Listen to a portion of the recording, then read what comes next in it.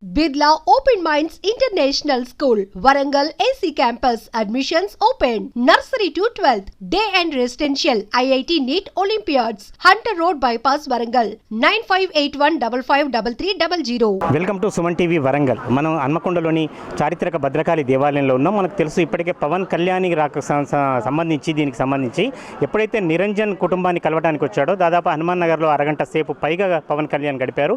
తల్లిదండ్రులను ఓదార్చడమే కాకుండా వారికి సంబంధించిన అన్ని రకాల సహకారాన్ని అందజేస్తామని కూడా చెప్పడం జరిగింది. తర్వాత విశేషం ఏమిటంటే భద్రకాళి దేవాలయాన్ని సందర్శించినప్పుడు భద్రకాళి దేవాలయంలో ఎవరైతే నిరంజన్ మనమంతా ఎదురు చూస్తున్న వైరల్గా మారిన వీడియోకు సంబంధించి నిరంజన్ తల్లిదండ్రులను రాము మానసలను కూడా ఇక్కడ ప్రత్యేక పూజలు కూడా చేయించారు. పవన్ కళ్యాణ్తోని సమక్షంలోనే ఆ పూజలు జరిగాయి. ఆయురారోగ్యాలతో బాబు ఖచ్చితంగా చిరకాలం జీవించి ఉండాలని కూడా ఆయన ఆకాంక్షించారు. దీనికి సంబంధించి ఇప్పటికే అటు హనుమాన్ నగర్లో ఎంత జనసందడి ఉందో పవర్ స్టార్ అభిమానులు కావచ్చు లేదా ఉప ముఖ్యమంత్రిని చూడటానికి కావచ్చు వేల సంఖ్యలో కూడా చాలామంది వచ్చారు. దీనికి సంబంధించి భద్రకాళి దేవాలయంలో కూడా ఒకవైపు ధ్వజస్తంభ ప్రతిష్టాపన కార్యక్రమాలు జరుగుతున్నాయి. 15వ తేదీ 16వ తేదీ 17వ తేదీ విధుశేఖర భారతి తీర్థ స్వామీజీచే ధ్వజస్తంభ ప్రతిష్టాపన జరిగింది. ఇందుకు సంబంధించి ఉదయం నుంచి కూడా ఎవరైతే భక్తులు ఒకవైపు భక్తుల సందడి కిటకిటలాడుతుంది భద్రకాళి దేవాలయం, మరోవైపు పవన్ కళ్యాణ్ చూడడానికి సుదూర ప్రాంతాల నుంచి కూడా చాలామంది కూడా వచ్చారు. దాదాపు 20 నిమిషాల పాటు ఆయన భద్రకాళి మండపంలో ఉన్నారు. భద్రకాళి అమ్మవారిని దర్శించుకున్నారు. ముఖ్యంగా పూజల సందర్భంగా భద్రకాళి దేవాలయానికి రావడం అనేది ఆనందంగా ఉందనేది అక్కడ ఉన్న వాళ్ళతో అర్చకులతో కానీ మిగతా వాళ్ళతో కూడా చెప్పడం జరిగింది. ఒకవైపు ధ్వజస్తంభ ప్రతిష్టాపన కార్యక్రమం, స్వామీజీ కార్యక్రమంలో రాధా మనోహర్ దాస్ వల్ల జరిగిన ఈ కార్యక్రమం కూడా తనకు చాలా సంతోషాన్ని తృప్తినిచ్చిందని కూడా ఈ పవన్ కళ్యాణ్ ఈ సందర్భంగా పేర్కొన్నారు. అయితే మీడియా సమావేశం ఏర్పాటు చేస్తున్నారని ప్రచారం జరిగినప్పటికీ కూడా ఎలాంటి మీడియా సమావేశాన్ని కూడా ఏర్పాటు చేయలేదు. ఆయన స్వయంగా లోపలికి వచ్చి దాదాపు భక్తులను కానీ తర్వాత మిగతా వాళ్ళని సంబంధించి కానీ ఆయన అభిమానులను కానీ అభివాదం చేస్తూ పలకరిస్తూ ఆప్యాయంగా పలకరిస్తూ వెళ్ళారు. చాలా ఇబ్బందులు కూడా ఎదురయ్యాయి. దీనికి సంబంధించి ఒకవైపు పూజల్లో పాల్గొనడానికి సుదూర ప్రాంతం నుంచి భక్తులు వచ్చినప్పటికీ కూడా చాలా వరకు పవన్ కళ్యాణ్ చూడడానికే భక్తులు ఎగబడడంతో ఆలయ అధికారులు కావచ్చు, ఆలయ సిబ్బంది కావచ్చు, లేకపోతే వచ్చిన ఇతర అధికారులు కావచ్చు చాలా ఇబ్బందులు పడ్డారు. తొక్కిసలాటలో కూడా చాలా వరకు ఇబ్బందులు ఎదురయ్యాయని కూడా చెప్పవచ్చు. ఇక్కడ కొంతమంది భక్తులు వచ్చారు. వీళ్ళు ఎప్పటి నుంచో కూడా అంటే యాదృచ్ఛికంగా జరిగినప్పటికీ కూడా ఇటు ప్రతిష్టాపన కార్యక్రమాలు, మరోవైపు పవన్ కళ్యాణ్ చూడడం అనేది వాళ్ళకి ఎలాంటి ఆనందాన్ని ఇచ్చిందో ఒకసారి అడిగే ప్రయత్నం చేద్దాం. మేడం, మీరు ఎక్కడి నుంచి వచ్చారు? నమస్కారం అండి. అందరికీ భద్రకాళి ఆశీస్సులు ఉండాలని మనస్ఫూర్తిగా కోరుకుంటూ దాదాపుగా 40 ఏళ్ల క్రితం పెట్టిన గజస్తంభాన్ని పునరుద్ధరించడం చాలా సంతోషమైన విషయం. ఎందుకంటే దానికి ఏదైనా లోటుపాటు జరిగితే మన జిల్లాకు కానివ్వండి, రాష్ట్రం కానివ్వండి, ప్రజలకు కానివ్వండి నష్టం జరుగుతుందనే ఉద్దేశంగా ఈ కొత్తది ప్రతిష్ట చేయడం చాలా సంతోషమైన విషయం.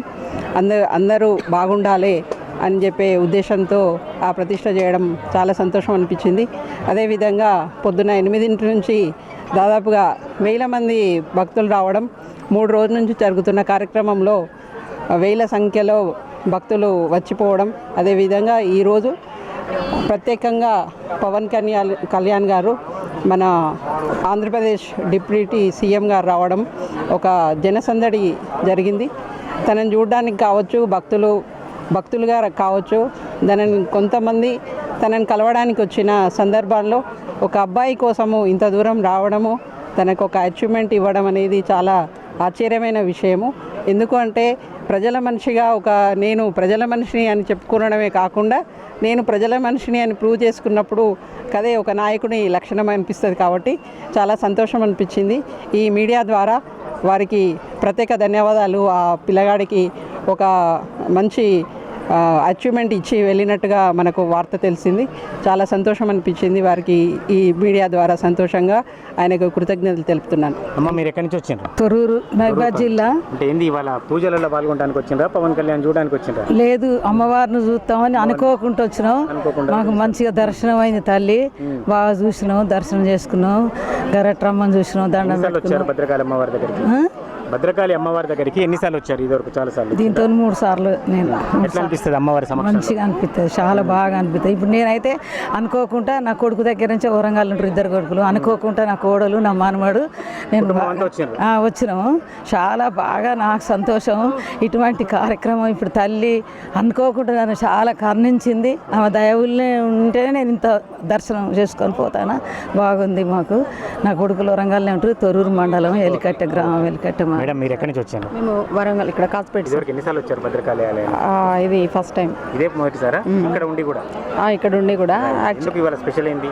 ఇవాళ స్పెషల్ అంటే ధ్వజస్తంభం ప్రతిష్టాపన ఉందని తెలుసుకొని చూద్దామని వచ్చాను. అట్లాగే పవన్ కళ్యాణ్ సార్ గారు వస్తున్నారు కదా, డిప్యూటీ సీఎం గారు, అట్లా సార్ని కూడా చూద్దామని ఇష్టం. అది విధంగా ఇష్టం ఉంటేనే వస్తారు పవన్ కళ్యాణ్. అమ్మవారి మీద భక్తి అనేది ఒకటి.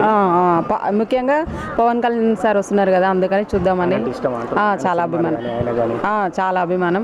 మళ్ళీ ఆయన ఇట్లాంటి సేవా కార్యక్రమాలు చాలా చేస్తూ ఉంటాడు. ఒక బాబు బాగాలేదని అంత దూరం నుండి వచ్చి ఇంత ఆర్థిక సాయం చేయడం ముందుకు వచ్చి ఇట్లాంటి కార్యక్రమాలు చేస్తూ ఉంటారు కదా, అందుకని సార్ అంటే నాకు చాలా చూడగలిగినరా, చేయి ఊపినరా, కనీసం కొంచెం లేదు సార్. చాలా మంది జనాలు ఉన్నారు కదా, కొంచెం దూరం నుండి చూడడం జరిగింది అంతే.